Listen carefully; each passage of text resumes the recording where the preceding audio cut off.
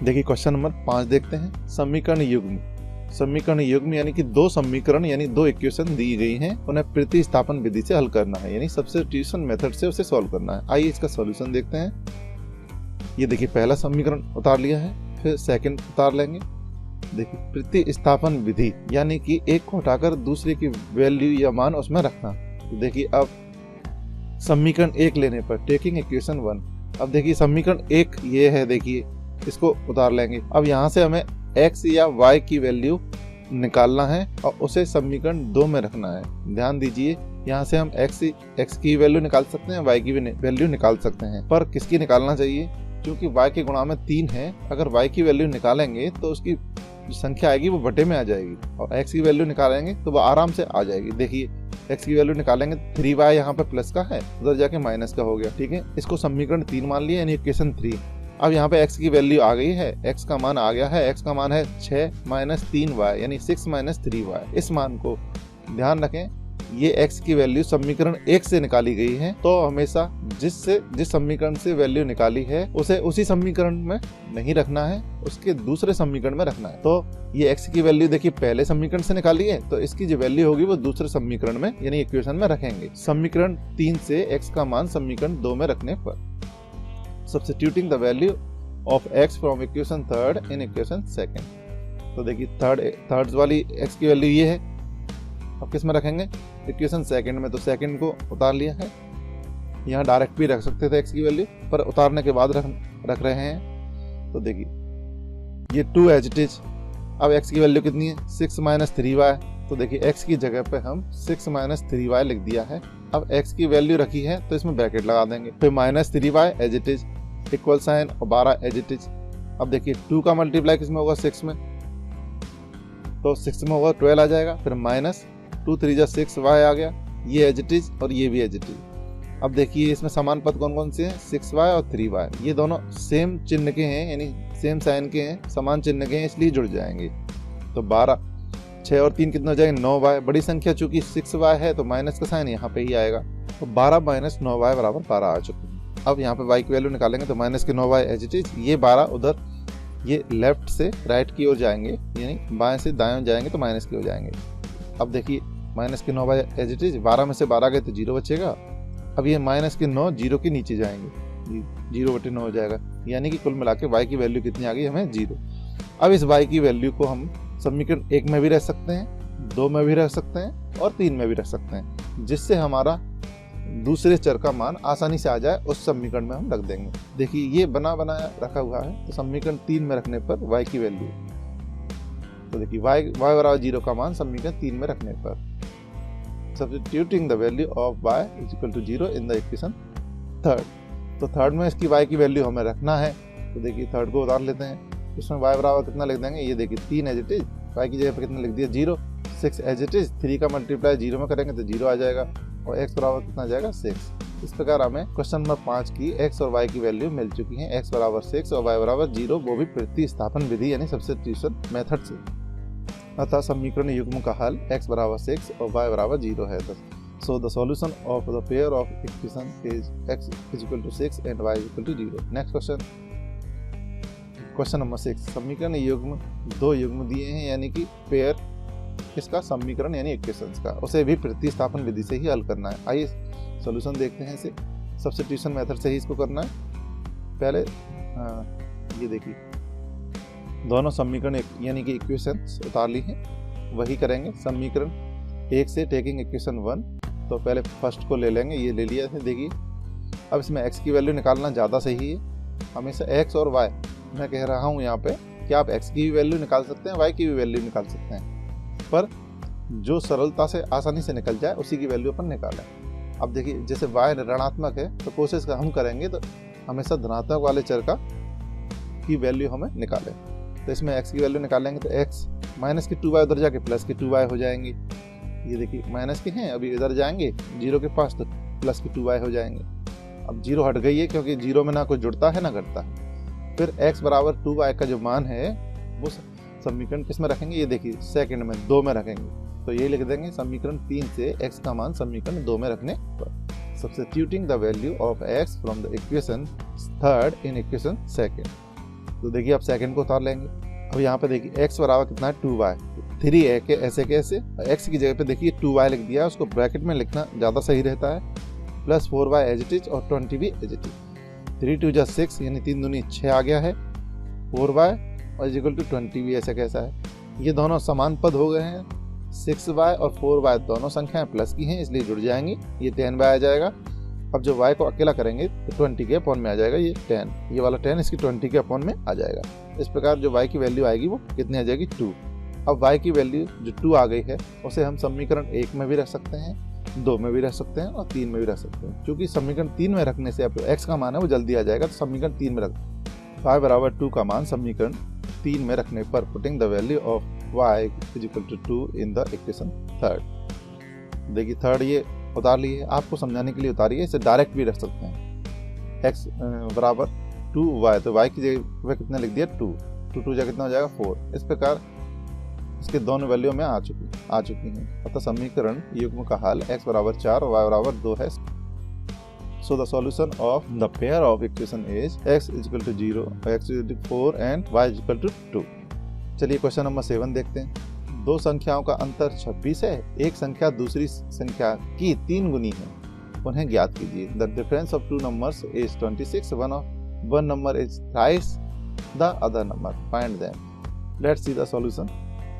माना कि दो संख्याएं क्रमशः x एंड y हैं, जहां x बड़ी है y से। Let the two number be x and y respectively where x is greater than y। प्रथम शर्त अनुसार according to the first condition, तो फर्स्ट कंडीशन क्या है, दोनों संख्याओं का डिफरेंस यानी कि अंतर 26 है। तो देखिए अंतर का मतलब होता है, डिफरेंस का मतलब माइनस, दो संख्याओं का बीच अंतर, दो संख्याओं के बीच अंतर यानी कि डिफरेंस कितना है, इन्होंने कितना दिया है 26 according to the first condition यानी कि प्रथम शर्त के अनुसार, यानी कि क्वेश्चन में जो पहली शर्त है उसके अनुसार। तो ये इक्वेशन फर्स्ट बन गई है। अब देखिए द्वितीय शर्त अनुसार यानी according to the second condition. अब सेकंड कंडीशन यहाँ से शुरू होती है, एक संख्या दूसरी संख्या का 3 गुनी है, तो एक संख्या दूसरी संख्या का 3 गुनी है, गुनी का मतलब गुणा, 3 टाइम्स है, तो 3 टाइम्स है इसलिए 3 का गुणा कर दिया y में। एक संख्या कौन है x, दूसरी संख्या कौन है y, उससे कितनी गुनी है 3 गुनी है, तो 3 गुनी कर दी है, तो इक्वेशन सेकंड आ गई है। तो देखिए अब समीकरण 2 से x का मान समीकरण 1 में रखने पर इसे हम प्रतिस्थापन विधि यानी कि सब्स्टिट्यूशन मेथड से हल करेंगे।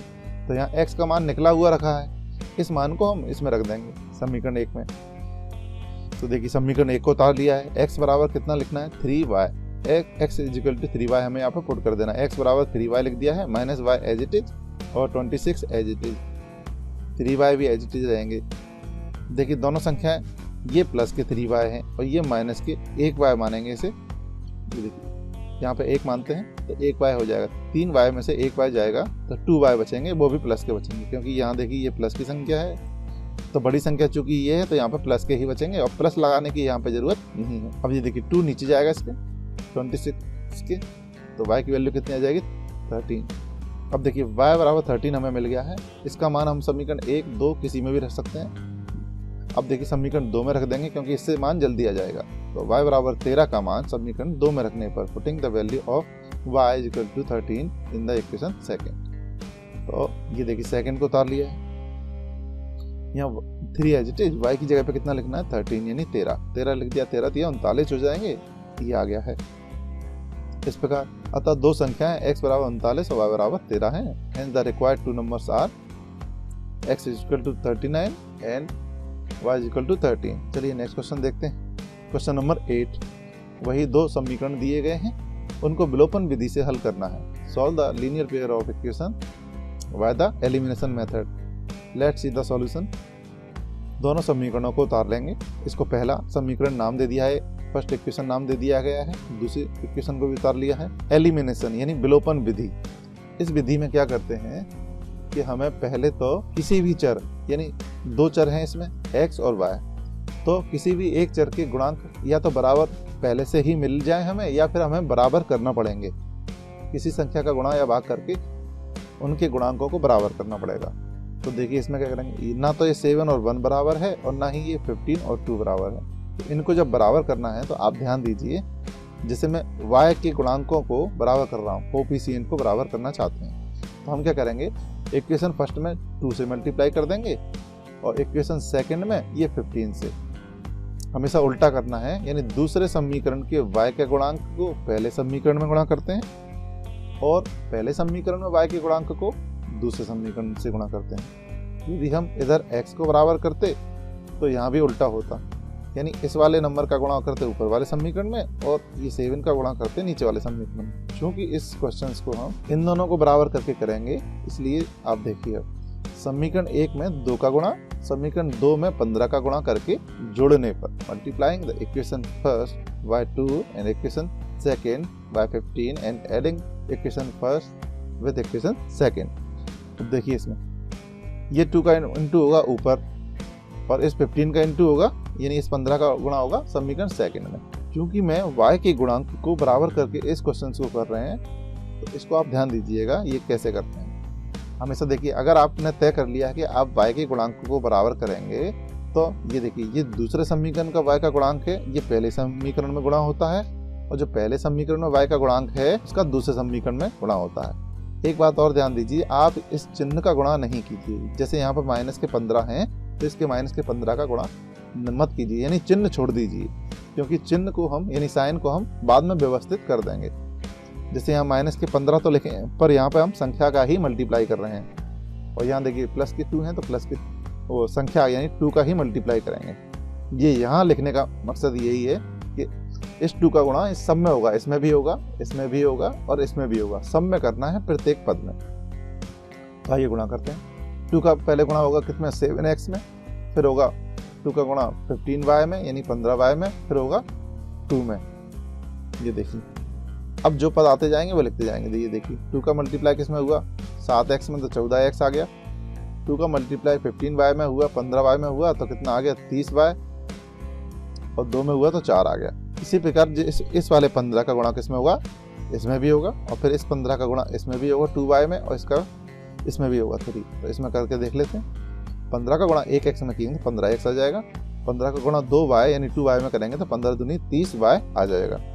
15 का गुणा 3 में करेंगे तो 45 आ जाएगा।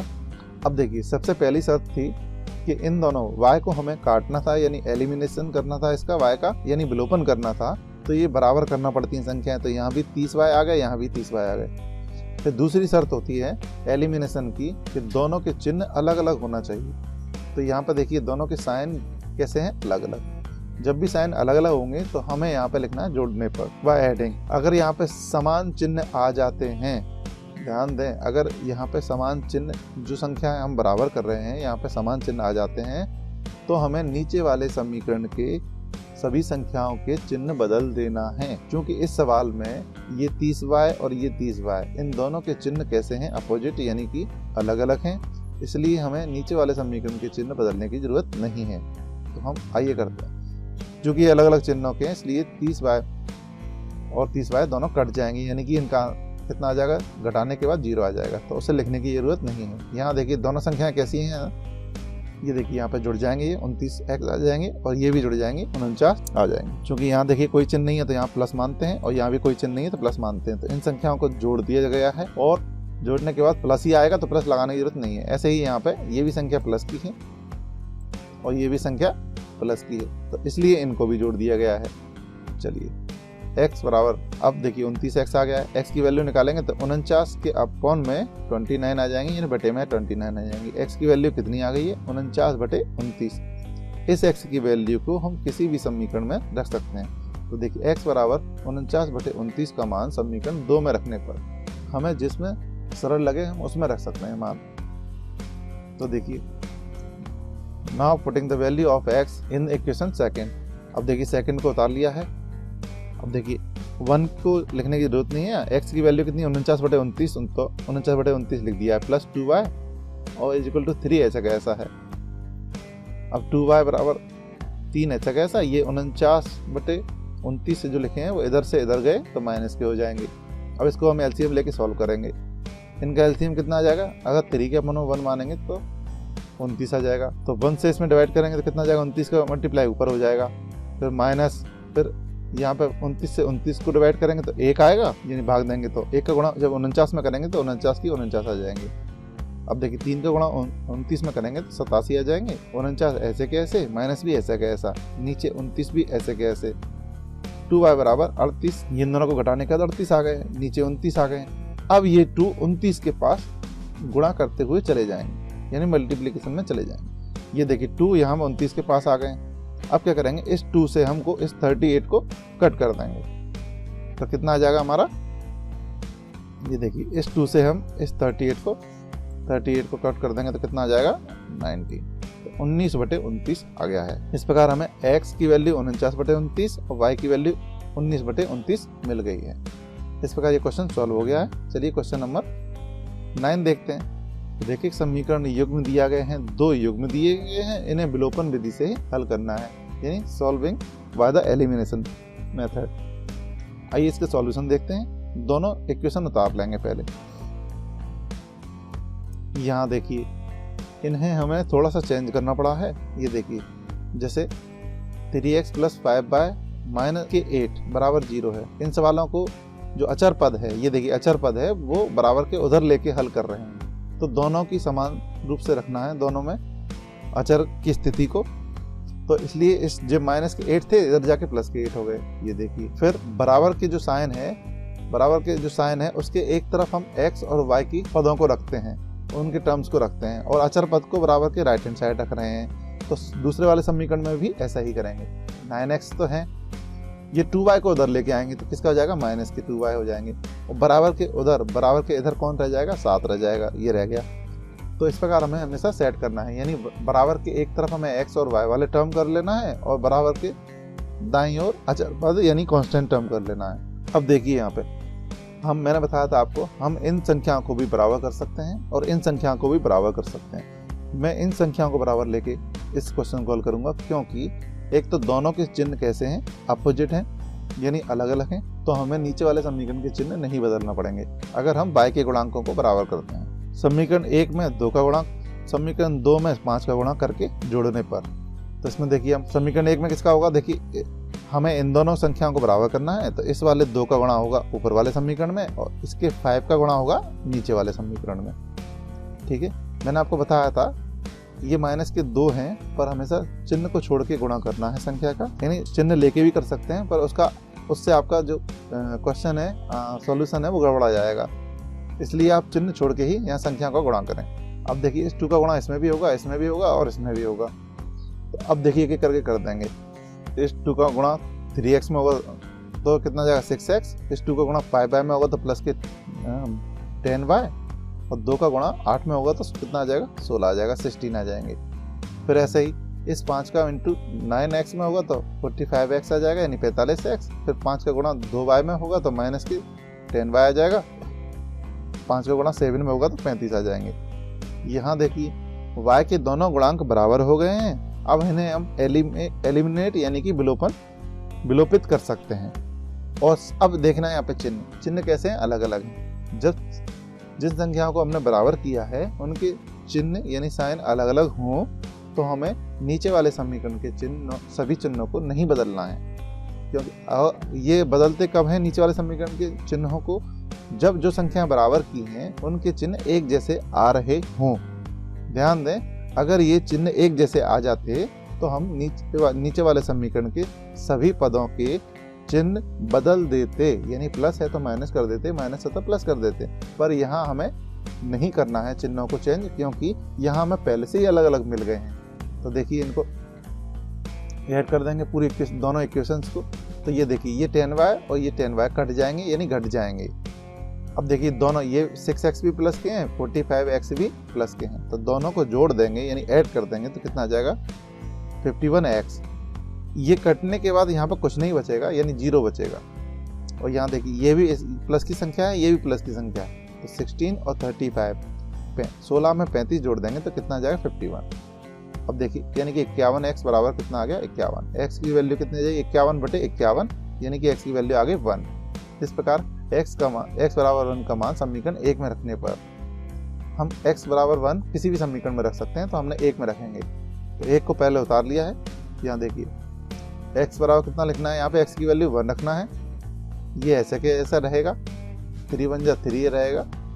ये 3 प्लस के हैं, इधर जाके किसके हो गए, माइनस के हो गए।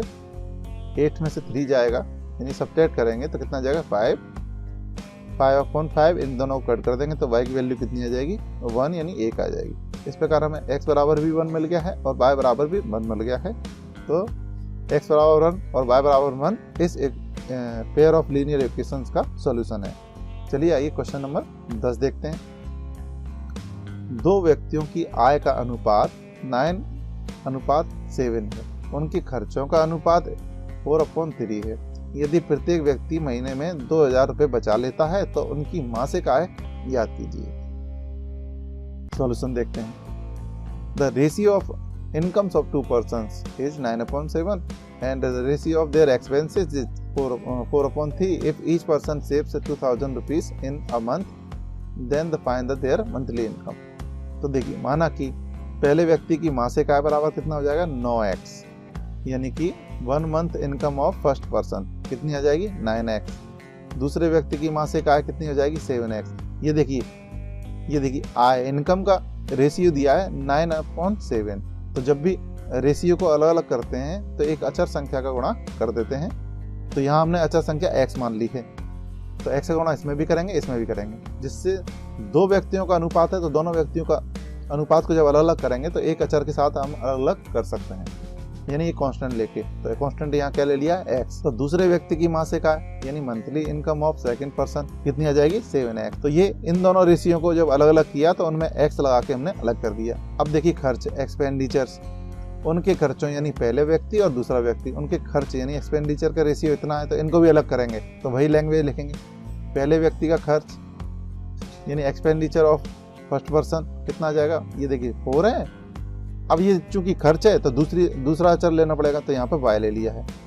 अब देखिए दूसरे व्यक्ति का खर्च यानी एक्सपेंडिचर ऑफ सेकंड पर्सन वो कितना आ जाएगा, यहाँ पे देखिए 3y आ गया।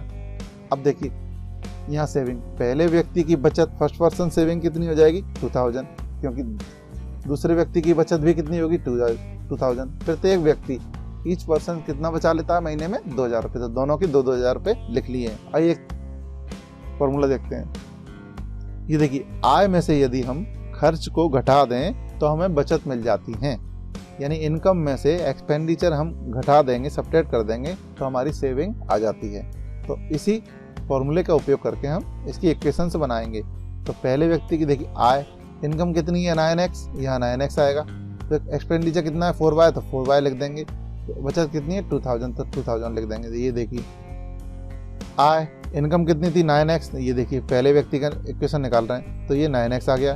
फिर माइनस, फिर खर्च, पहले व्यक्ति का खर्च कितना है देखिए 4y, तो 4y लिख दिया है। फिर बचत यानी सेविंग कितनी है, सेविंग है यहाँ पे 2000। यहाँ हिंदी में लिखा हुआ है, मैं इंग्लिश में बोलता चलूंगा। इस फॉर्मूले का उपयोग करके दूसरे व्यक्ति के लिए भी इक्वेशन बनाएंगे। ये देखिए दूसरे व्यक्ति की मासिक आय, इनकम कितनी है देखिए 7x, इनकम कितनी है 7x, फिर माइनस का साइन, फिर खर्च यानी एक्सपेंडिचर कितना है, दूसरे पर्सन का खर्च कितना है 3y, तो यहाँ पर खर्च की जगह पर कितना लिख दिया 3y।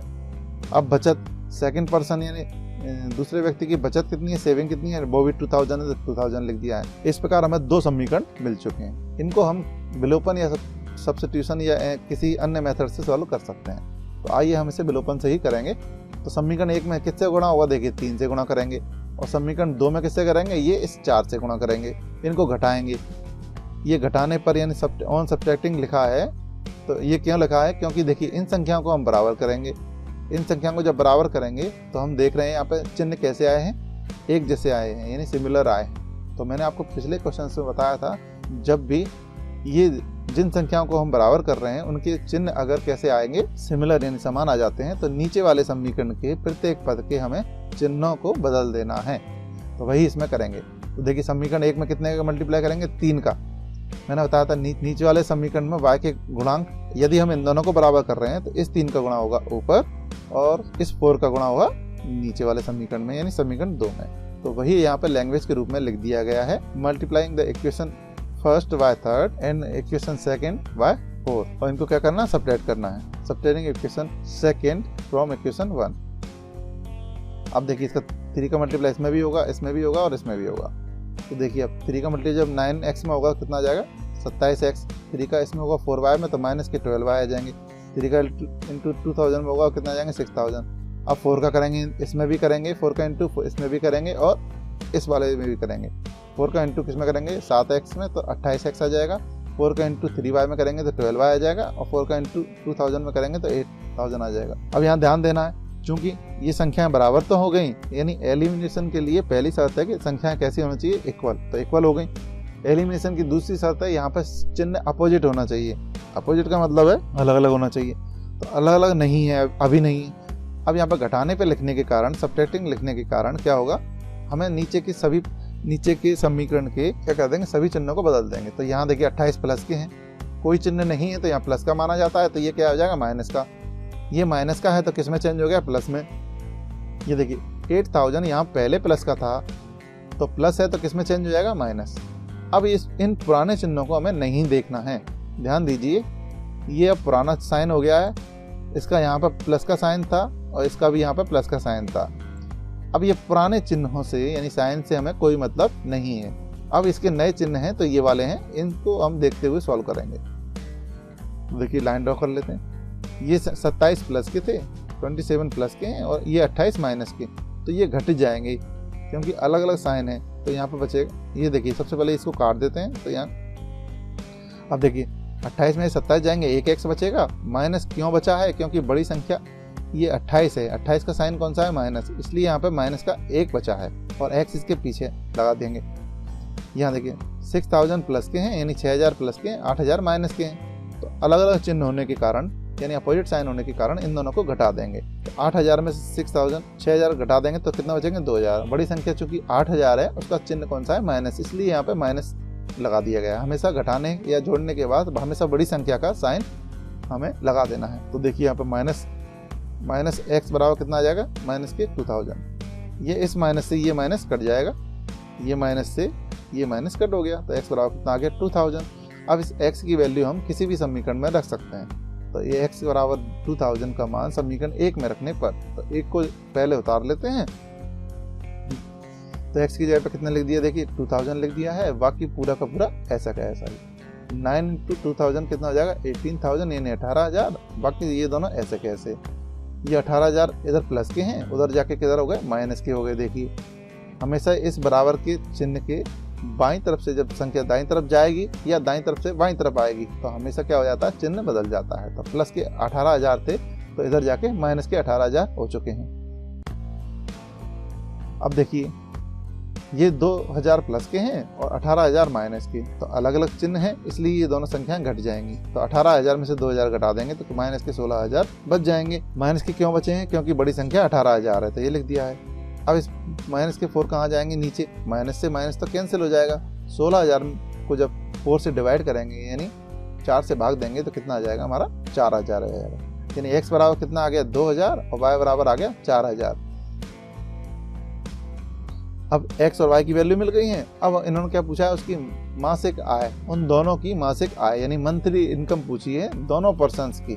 तो देखिए ये पूछी है 9x और 7x पूछा है यानी मंथली इनकम यानी मासिक आय। तो यही स्टेटमेंट यहाँ पे लिख लेते हैं। पहले व्यक्ति की मासिक आय कितनी हो जाएगी, monthly income of first person कितना हो जाएगा।